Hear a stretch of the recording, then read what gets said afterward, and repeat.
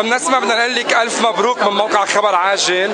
نسمة تستحق اللقب عن جدارة، واول خبر عاجل اول من اعلن النتيجة قبل بساعة، واعلنا النتيجة اول ما بلش البرنامج اصلا انه نسمة حتكون قال عننا وعن نسمة كلام حلو خبر عاجل. الله يخليك. اول من شكر في بنتي وظهر ان هي فعلا فنانة خبر عاجل، لذلك انا احيي موقع خبر عاجل. الله يخليك يا رب. والله العظيم انا كنت لما بحب ارتاح من المواقع اللي بشوفها بخش على موقعي. الله يخليك يا رب، شرف لنا هيدا. والله العظيم. شو بتحبي تقولي بالمناسبة الحلوة والرائعة جدا؟ الف مبروك للوطن العربي ان في واحدة زي بنتي، مش عشان بنتي بس عشان هي فعلا تستاهل انها تكون. نحن بدنا نقول لك انه بنتك شرفت مصر كلها، ومش بس مصر، شرفت كل الدول العربية باخلاقها وبصوتها وبثقافتها وبفنها. الحمد لله احنا ربيناها بما يرضي الله، ولما لقيناها موهوبة علمناها بما يرضي الله، وده هو ده اللي يعني النصر. كنت متوقعة انه هي تاخذ اللقب؟ متوقعة، بس طبعا الحاجات دي بيبقى فيها يعني عارف لعبة حظ. صح.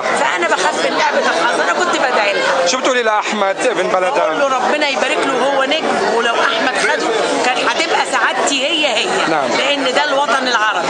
أحمد زي نسمة زي سارة، نعم. وسارة برضو سوريا دي بلدنا. نعم. أي واحد فيهم يكسب، بس أنا عشان بنتي نسمة، يعني طبعا أي أم عايزة بنتها تكسب، لكن صح. والله ما كنت هزعل لو حد تاني. حلو أنا كنت عايزة أحضن بنتي. حلو.